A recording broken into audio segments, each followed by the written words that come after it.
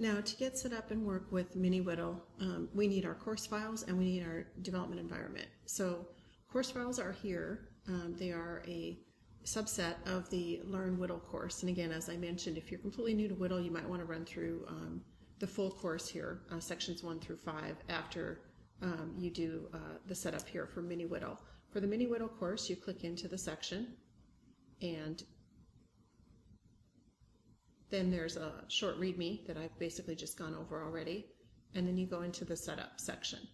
So this covers what is required. Again, I'm using a Linux machine because it has the most complete support on it, and I'm using a cloud machine. So Python, Docker, and then I did install GraphViz.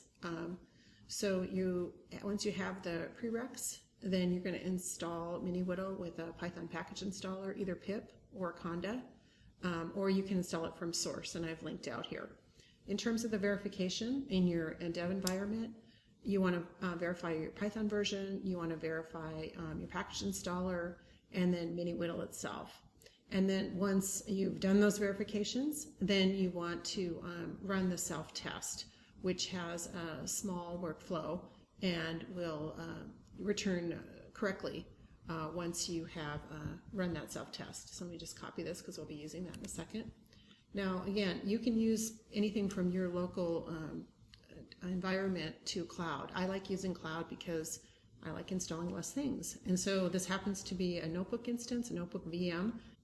I created an instance with Python 3, and this has Python, pip, conda, so it just means I have to install less things on my virtual machine.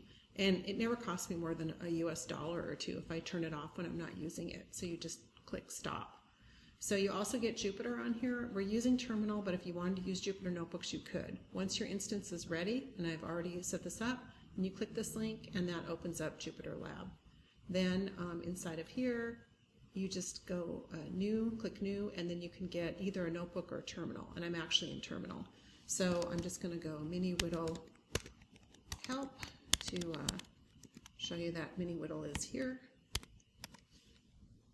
So there it is, and so now I want to run the self-test. So I'm going to go ahead and run that. Now it gives you a lot of output, which we'll be going over in more detail in subsequent screencasts. What you're looking for here is this green done, and then the output here is just like a hello world basically. So this is the actual output that's being run. Of course, you are going to want to, I'm going to scroll up here, you are going to want to understand all this output at some point, but again, it's going to take you a little bit of time if you're new to this environment, and if you're new to WDL, it's going to take you even more time to understand what all these logs are telling you. So we're going to work through this with a really, really simple example so you can understand how this tool works, and then we'll move up to more complex examples as we're working through these logs and output. Again, you don't have to use this environment. I just think that it is really useful for running. Now, in addition to this, I do use a code editor when I am editing. I use VS Code, and there is a WDL plugin there that is helpful. But we're not really going to be writing WDL files much in this series. It's more running them and configuring them, but it is just something that I recommend in terms of tools. So get some sort of editor that will support the WDL plugin as well.